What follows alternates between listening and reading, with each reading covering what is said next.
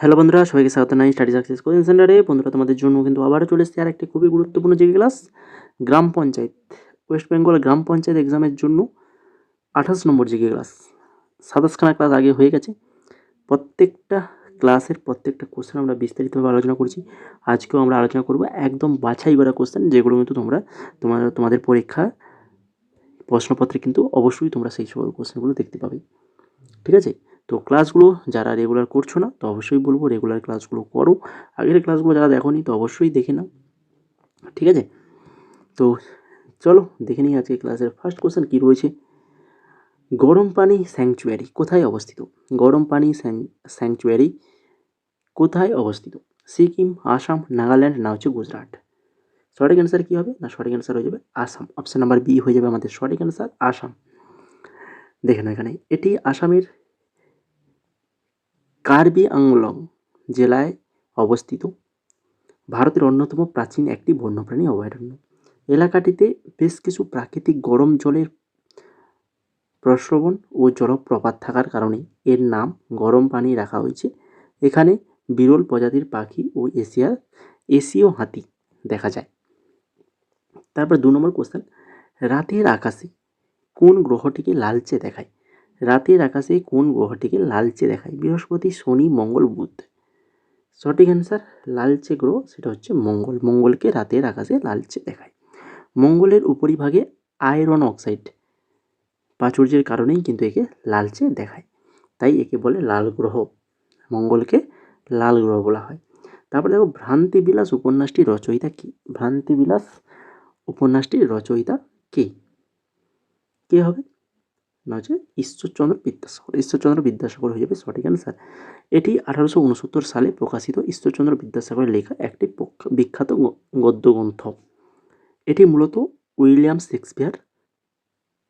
William শেক্সপিয়ারের কালজয়ী নাটক the comedy of এরর্সের Bangla অনুবাদের ওপর ভিত্তি করে রচিত একটি হাস্যরসাত্মক সামাজিক কাহিনী। 4 নম্বর কোশ্চেন, পোঙ্গল প্রধান উৎসব যে রাজ্যের? পোঙ্গল এটা কোন রাজ্যের প্রধান উৎসব? তামিলনাড়ু, কর্ণাটক, কেরালা, না হচ্ছে অন্ধ্রপ্রদেশ? তামিলনাড়ুর রাজ্যের প্রধান উৎসব পোঙ্গল। এই পোঙ্গল হলো তামিলনাড়ুর একটা প্রধান ফসল কাটার উৎসব। এটি 4 দিন ধরে উদযাপিত হয়। ডুমা কোন দেশের পার্লামেন্ট? কোন দেশের পার্লামেন্টের নাম হচ্ছে ডুমা? রাশিয়ার পার্লামেন্ট। স্টেট ডুমা হলো রাশিয়ার দ্বিকক্ষ বিশিষ্ট পার্লামেন্টের নিম্নকক্ষ। এর উচ্চকক্ষের নাম হচ্ছে ফেডারেশন কাউন্সিল। অন্যদিকে ইরানের পার্লামেন্টের নাম হচ্ছে ফজলিস, আর ভুটানের পার্লামেন্টের নাম হচ্ছে তসগদু। নিম্নলিখিত কোন স্থান থেকে প্রাচীন হোমোসেপিয়েন্সের জীবাশ্ম আবিষ্কৃত হয়েছে? প্রাচীন হোমোসেপিয়েন্সের জীবাশ্ম আবিষ্কৃত হয়েছে কোন স্থান থেকে? নর্মদা উপত্যকা থেকে আবিষ্কৃত হয়েছে। মধ্যপ্রদেশের নর্মদা উপত্যকার হাতনোড়া গ্রামে 1982 সালে প্রাচীনতম মানব জীবাশ্ম নর্মদা মানব আবিষ্কৃত হয়। 7 নম্বর কোশ্চেন, সন্তোষ ট্রফি কোন খেলার সাথে যুক্ত? সন্তোষ ট্রফি এটা হচ্ছে ফুটবল খেলার সাথে যুক্ত। এটি ভারতের ঐতিহাসিক এবং ঐতিহ্যবাহী জাতীয় স্তরের আন্তঃরাজ্য ফুটবল প্রতিযোগিতা।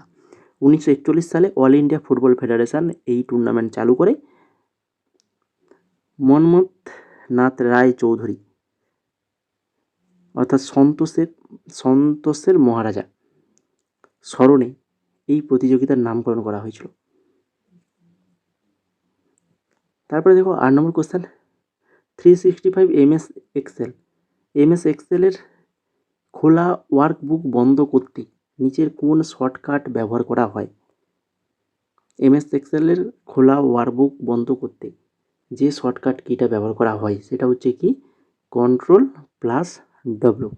Ctrl+W ক্লিক করতে হয়, শর্টকাট ব্যবহার করতে হয়। করলেই কিন্তু চলতি এক্সেল ফাইল বা ওয়ার্কবুক বন্ধ হয়ে যায়। তারপরে দেখো সারিস্কা ব্যাঘ্র অভয়ারণ্যটি যেখানে অবস্থিত তা হলো সারিস্কা ব্যাঘ্র অভয়ারণ্য। এটা রয়েছে কোথায়? না, এটা রয়েছে আলওয়ারে রয়েছে। সারিস্কা জাতীয় উদ্যান ও ব্যাঘ্র প্রকল্প রাজস্থান রাজ্যের আলওয়ার জেলায় অবস্থিত। 1955 সালে এটি অভয়ারণ্য এবং 1978 সালে ব্যাঘ্র প্রকল্পের অন্তর্ভুক্ত হয়। তারপর 10 নম্বর, সমুদ্র ঘোড়া একটি কি? স্তন্যপায়ী উদ্ভিদ, গাছ, না হচ্ছে উপরের কোনোটাই নয়। সমুদ্র ঘোড়া এটা একটা কিন্তু মাছ, মনে রাখবে, এটা একটা কি? মাছ। সমুদ্র ঘোড়া দেখতে ঘোড়ার মাথার মতো হলেও এটি আসলে এক প্রকারের সামুদ্রিক অস্থিময় মাছ। ঠিক আছে? তো এই আজকের ক্লাসে এই 10খানা কোশ্চেন আলোচনা করলাম। যদি ভালো লেগে থাকে তো অবশ্যই লাইক, কমেন্ট, শেয়ার করে ফেলো এবং চ্যানেলটাকে সাবস্ক্রাইব করে রাখো যদি এই ধরনের ক্লাস পরবর্তীতে তোমরা পেতে চাও। ঠিক আছে? আর টেলিগ্রামে জয়েন করে যাও, ওখানে কিন্তু ক্লাসের পিডিএফ পেয়ে যাবে একদম সম্পূর্ণ ফ্রিতে। আমরা যে যতগুলো ক্লাস করছি তার প্রত্যেকটা পিডিএফ উত্তর সহ পেয়ে যাবে টেলিগ্রামে। আমাদের যে টেলিগ্রাম রয়েছে স্টাডি সাকসেস কোচিং সেন্টার বলে, ওখানে কিন্তু যুক্ত হয়ে যাও, ডেসক্রিপশনে লিঙ্ক রয়েছে বা সার্চ করে নাও, পেয়ে যাবে। আর বাকি তোমরা ওয়েস্ট বেঙ্গলের যে কোনো এক্সামের জন্য আমাদের কাছ থেকে তোমরা কিন্তু এই যে পিডিএফটা রয়েছে এটা তোমরা নিতে পারো, জিকে পিডিএফ, যেটা গ্রাম panchayat, WBPSC, WBP, KP, WBSSC সমস্ত এক্সামের জন্য কিন্তু ভেরি ইম্পর্ট্যান্ট। 9500 প্লাস কোশ্চেন রয়েছে, একদম অধ্যায় ভিত্তিক ব্যাখ্যা সহ।